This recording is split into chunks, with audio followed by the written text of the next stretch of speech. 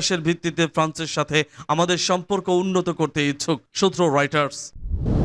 ফের ইউক্রেনের আব্রামোস ট্যাঙ্ক ধ্বংস।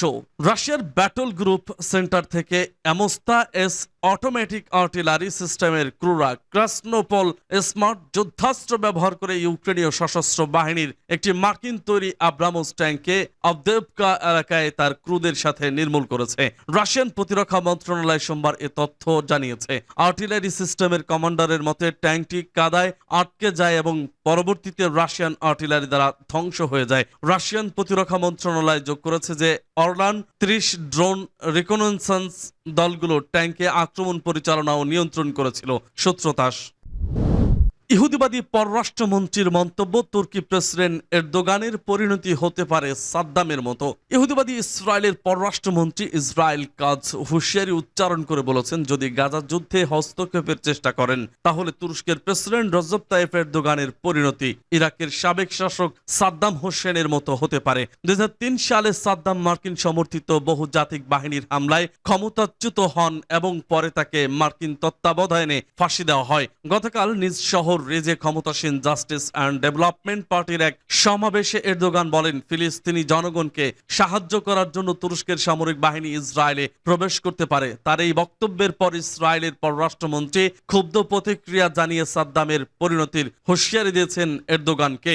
ইসরায়েলি পররাষ্ট্রমন্ত্রী সামাজিক মাধ্যম এক্স পেজে দেওয়া এক পোস্টে বলেছেন, এরদোগান সাদ্দামের পথ অনুসরণ করছেন এবং ইসরায়েলকে আক্রমণের হুমকি দিয়েছেন। তুর্কি নেতাকে সাদ্দামের কথা স্মরণ করা উচিত এবং তার পরিণতি কি হয়েছিল তা খেয়াল রাখা দরকার। ইসরায়েলের বিরোধী নেতা ইয়াহির লাপিদ এরদোগানের বিরুদ্ধে ক্ষুব্ধ প্রতিক্রিয়া ব্যক্ত করেছেন। এরদোগানকে মধ্যপ্রাচ্যের বিপজ্জনক ব্যক্তি বলে উল্লেখ করেন তিনি। লাপিদ বলেন, সারা বিশ্বকে বিশেষ করে ন্যাটো জোটভুক্ত দেশগুলোকে অবশ্যই জোরালো ভাষায় এরদোগানের এই বিদ্বেষী হুমকির বিরুদ্ধে নিন্দা করতে হবে, সূত্র পার্টস টুডে। গাজার নিয়ন্ত্রণ নিয়ে 3 দেশের পরিকল্পনা। গাজার নিয়ন্ত্রণ ফিলিস্তিনিদের স্বাধীনতাকামীদের হাতে থাকলেও আন্তর্জাতিকভাবে মাহমুদ আব্বাসি ফিলিস্তিনের প্রেসিডেন্ট হিসেবে স্বীকৃত। 88 বছর বয়সী আব্বাস ও তার মন্ত্রিসভার বিরুদ্ধে দুর্নীতির বিস্তর অভিযোগ রয়েছে। আবার ফিলিস্তিনের স্বাধীনতাকামী যোদ্ধাদের হাতেও গাজাকে ছেড়ে দিতে চায় না ইসরায়েল ও তার পশ্চিমা মিত্ররা। আর তাই গাজা থেকে তাদের নির্মূলের পর উপত্যকার শাসনভার অন্য কারো হাতে তুলে দিতে জাতীয় কমিটি গঠনে কাজ করছে 3 দেশ। ফিলিস্তিনের রাজনীতিবিদ এবং ব্যবসায়ীদের নিয়ে এই জাতীয় কমিটি প্রণয়নের করতে চায় যুক্তরাষ্ট্র।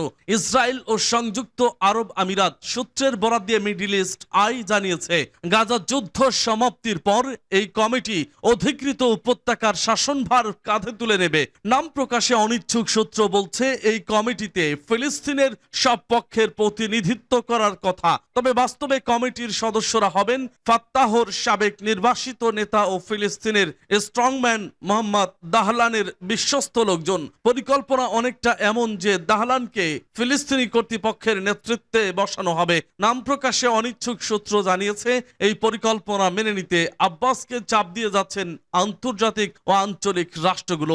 এসব দেশের তালিকায় মিশর ও জর্ডানের নামও রয়েছে। তবে এই পরিকল্পনা থেকেও এখনো নিজেকে সরিয়ে রেখেছে কাতার। গাজায় যুদ্ধবিরতির ব্যাপারে ফিলিস্তিনের স্বাধীনতাকামী যোদ্ধাদের শীর্ষ নেতৃত্বকে চাপ দিয়ে যাচ্ছে দেশটি।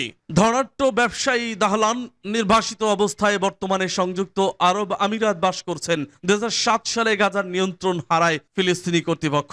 ব্যবসায়ী হলেও দাহলান এর আগে ফিলিস্তিনি কর্তৃপক্ষের নিরাপত্তা উপদেষ্টা হিসেবে দায়িত্ব পালন করেছেন। তবু দুর্নীতি ও অভ্যুত্থানের অভিযোগ উঠলে আব্বাসের ঘনিষ্ঠ নেতাদের চাপে 2011 সালে ফিলিস্তিন ছাড়তে বাধ্য হন দাহলান। যদিও দাহলান তার বিরুদ্ধে আনা এসব অভিযোগ অস্বীকার করেছেন। জাতীয় কমিটি গঠনের লক্ষ্যে সম্ভাব্য প্রতিনিধিদের সঙ্গে দফায় দফায় বৈঠক করেছেন দাহলান ও আমিরাতের কর্মকর্তা। ওই ব্যক্তিদের অধিকাংশেরই মার্কিন দূতাবাসের সঙ্গে ঘনিষ্ঠতা রয়েছে। আর দাহলান আবুধাবি থেকে কায়রো যাওয়া আসার মধ্যে রয়েছেন।